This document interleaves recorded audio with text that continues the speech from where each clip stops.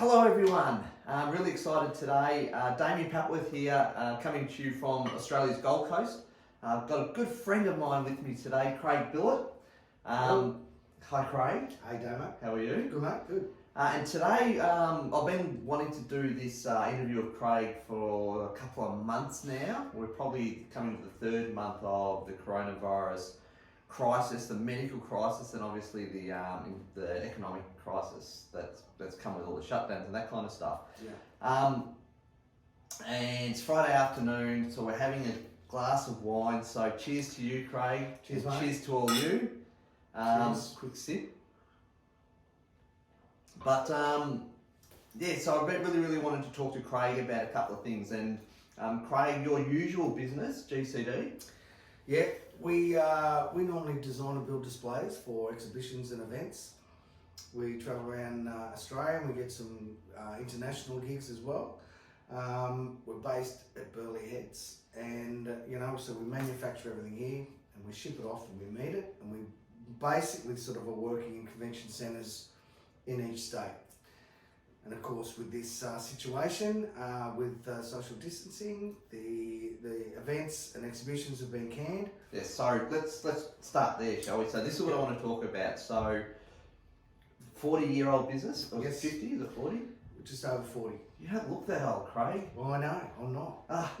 So second generation. Second generation, I'm second Awesome. generation, and third come through. Third coming through. So your son's part of the business now? Definitely, yes. Cool. So Luke. Luke? Hi Luke, if you're watching. So turning over millions. How many staff? 4.5, 4.5 mil. turning, and with roughly between 20 and 30 staff, depending on the time of the year. Yeah, cool. Now I remember, Craig and I get together a couple of times a week and just go for a bit of a jog on the beach, a bit of a debrief as to what's happening in our business lives. We keep each other accountable. If you don't have a business accountability buddy, you should. And I remember back in, I think February it was, when Alibaba pulled out, obviously in China, coronavirus hit China first. Yes. They pulled out of... It was a show that Alibaba were putting on themselves in Australia for their obviously their website, and we virtually overnight lost $250,000 worth of business. 250 grand. Yeah. Now what I remember most about that is that I think within a week or two you were telling me, I've got it covered. We've sort of got sales to cover that hole. Yeah. And then one by one, those shows kept dropping off, cancelling or postponing. Yeah. To the extent where we had nothing. Zero. And you obviously had, with the marketing you've done, you had a fair few quotes and upcoming, ready for approval. What happened to all that? Well, they're still floating. Some have been cancelled till next year. Yeah. And some have actually been postponed to later on in the year, depending on how long this was going to go. So we're really expecting October where things are going to kick off, and it's just going to be bedlam. So what we're talking about then is basically from around 400 grand a month of revenue. 400 grand a month, yeah. You lost a little bit but caught up and then went to zero. Yes. Within sort of 2 weeks. Yes. Yeah. I remember that week. You're actually at my house measuring up a back deck, trying to work out ways to as you're losing on the phone. Yeah. At my house. Yeah, at your house. So that was the Quicksilver Pro, the Corona Pro. The Corona Pro. Interesting. That's right. The surfing competition, the first leg of the World Surf League. Yeah. So talk about emotionally that week. Look, I didn't have much time to think, really, except for discussions with yourself. Yeah. But it was sort of get in and see what we could do, what we could make, what we could do to make some money, to keep my staff employed, because at that stage there was no JobKeeper, and we still had some bits and pieces of work that was already signed off, that we could continue doing little bits, and we were trying to drag it out as long as we could until we thought it was going to be over. Yeah. But because we were all expecting maybe 6 weeks, weren't we? Yeah. And it wasn't that case at all. It was virtually, it went to, I kept staff on for 2 weeks, and then I had to put them off. And so talk me emotionally about that. Yeah, that was not tough. It was tough. I just spent 3 years building up a good team, a really good team, and as you know, obviously you business owners know, it is really hard to get the right people involved and doing things the way you want to do it without having someone upsetting the apple cart and putting a spanner in the works. So we'd actually sort of been through ups and downs with staff, and I just got the mix right, and then it's like, see you later. Yeah, and not to mention your son's in the business. The pride of being the second generation of a family business to be told basically by a government action that you now have no business. Yeah. And you've got kids at home, wife at home, and you've lost your income too. Yeah. So, It sucked. Yeah, I can imagine. So, I mean, what was it for you? Was it fear of the future? Was it just devastation and upset, or? It was the fear of losing everything. Yeah. Everything that we'd worked for the 40 odd years the company's been going. It was the fear of having to let all the staff go, of losing my house, losing my factory, losing everything. Yeah. Do you have a process for managing those kind of emotions yourself? Exercise generally is for me. You go for a run on the beach, which we've been doing, but run and a swim. I think that exercise has been my best asset. Yeah. You know. I guess when you lose all your time in business, you got lots of time on your hands. Definitely. But the gyms are shut down too, and I know you love your gym. Yeah. So. Well, that's where the outdoors got even more and more. You know, running on the beach, going to the beach, going for a swim, as we've been doing. Yeah. Different runs, hill runs, flat runs. So one thing, I'm just trying to push into this a little bit because dealing with the emotional side of shocks in business is hard, and obviously this is also a big area of mental health for business owners. You tend to pick yourself up well before you run. Like, you're positive when I see you at the beach. And I just think about, responsible for 21 staff, one of them is a child of yours, fear of losing your house and not being able to support, you've got whole survival challenges then to pick yourself up positivity. Before your exercise, what are those steps? I mean, what do you do there? Look, the number one thing was keeping positive and keeping your brain active. So how does that work? What do you do? Because you can say keep positive. Everyone says like I'm a positive person, but then you see them, with mental health challenges. Look, I always try to look for a positive from the negative. I'll try and turn it around. So this is obviously out of our control. So I can't beat myself up too much. I've been through this, and look, I've been not lucky enough, but I have got some skills that I've learned along the way through business of being really low and struggling with business and digging myself out. And I got out through the mind, just being positive and exercise. So, like you said, you've learned some skills. Is there one practical thing that you can share with a business owner watching this video that they could, someone could be watching this 6 years from now, and it's not a coronavirus, it's a new competitor in the industry that's taking all their business. What's one thing that they can do to go from that fear of survival, to having positivity tomorrow morning? It's always, look, I will always believe that to surround yourself with smarter people. I believe in asking for help. I believe in talking to those smart people. And look, you always got to look, there's always, and just for example, when I was going through a hard time financially during the GFC, I got involved with as many groups as I could, and also government agencies and councils. Because they have a lot of programs going that have mentors that can help you and give advice and guide you through it. Cool. So I did a lot of that earlier on, and I had these contacts when this started happening, and I could still ring people and ask for advice they're giving free and helpful advice. Plus yourself, that we would chew the fat and so to answer your question, it's really there is help out there. It's actually not being afraid to ask for help. Perfect. Just so you know why, one of the reasons why Craig and I just firstly point out that when Craig says surround yourself with smarter people, that's why he has me to run with him on the beach, because I'm not one of those smarter people. He uses other people for the smarter people.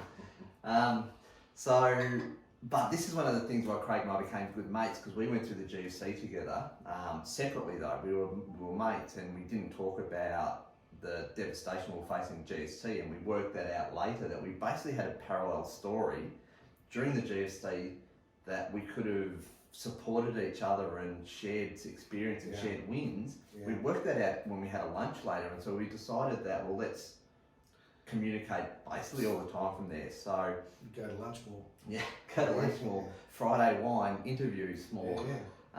But you know, that's been really quite helpful for both of us over the years. I think you develop relationships, and learning that skill of asking for help is really critical. So to be open to say, look, I'm struggling with ideas with my business, but I'm also struggling emotionally. Can you give me help emotionally, kind of stuff? Because the support's there if you ask. You need support. Can't do it on your own. Yeah. Awesome. So that's not where the story ends. With the discussions you've been having, what did you find out? Like, obviously, I know your story now, but before we get into what's happened since, talk about some of the things that you found out from the people you were talking to during my whole industry is shut down, and when you took that next step. Look, it was, basically, what I did first was I actually sort of had a talk with my staff, and you know, and I was in touch with some other people, but the main focus was on the staff, and I put it to them, what can we do? What can we do? And I had a guy from that was German that was working for me, and he all of a sudden came up to me with a picture on his phone, and he goes, "This is what they're doing in Germany," and it was a complete hygienic barrier on a counter for a chemist, pharmacy, and I've gone, right, that's what we're going to do. So it actually started from that. Okay, and also, and what came out of talking with my staff was, okay, what else can we do? What can we produce?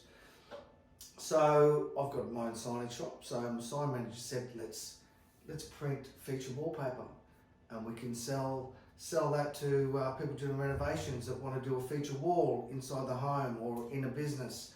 They can supply us with a picture. We can print it, and it could be a 20-metre wide wall by 3 metres high. It doesn't matter. Decide, you know. Could have been anything, and we could sell that.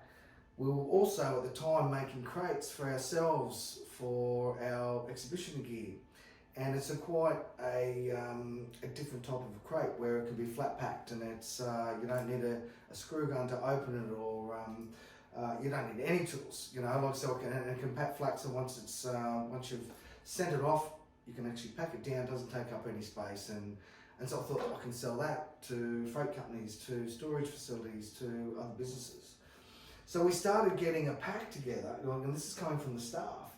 Yeah. And what really took off was the sneeze guards for chemists. Yeah. And so you would have seen these now, like they're the full perspex see-through screen with a little window there that if there's a sneeze, it goes on the screen and not through the window. So it keeps people safe from the virus. Push the product through the little hole, put the credit card through, and away you go. But once I got onto Chempro is a chain of pharmacies here in Australia, and all of a sudden we sent emails to everybody, but Chempro picked it up, and then all of a sudden, just the word of mouth, and then the emails, and it was a good product. I would then could get my staff back in to help manufacture these. I couldn't get all of them, but I got as many as I could. So just pause there. So a couple of points here. Craig talked about with the mental health side of things, being able to talk to people and ask for help. You've taken that to your staff, like business ownership. We don't have a monopoly on ideas in our business. You went to your staff and asked all your staff, and that's where the ideas started to flow from. Yeah. Really, really important business concept. And then the third one is, so often in business, business is going bad. The referrals have dried up and nothing. I'm not getting leads from the SEO campaign.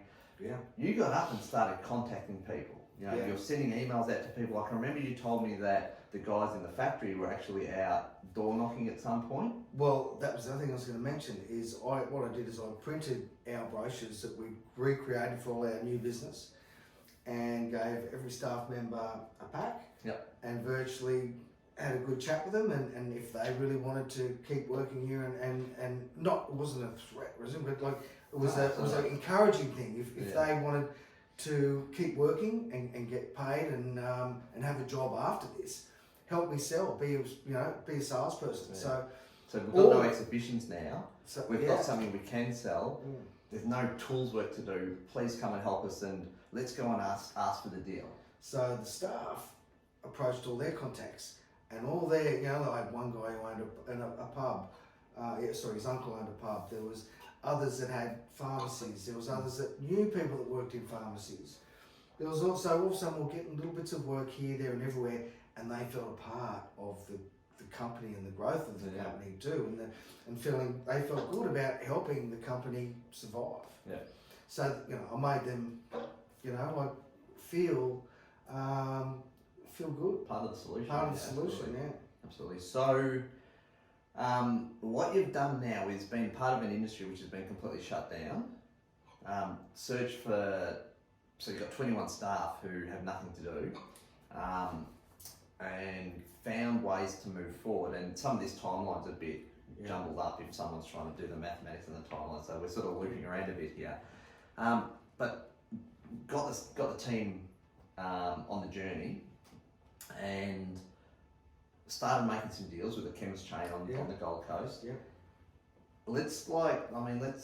How'd that develop? What did that turn into? Because that's turned into something. That turned into something that what actually got us thinking about what else can we do? With the COVID-19, and all we could think about was how can we turn this negative into a positive, and that there are businesses that are going to need things to survive. There are businesses that are still open, not like mine, that are going to thrive from this. Hence, chemists, medical centres, supermarkets, post offices, all those type of businesses. So, what do they need?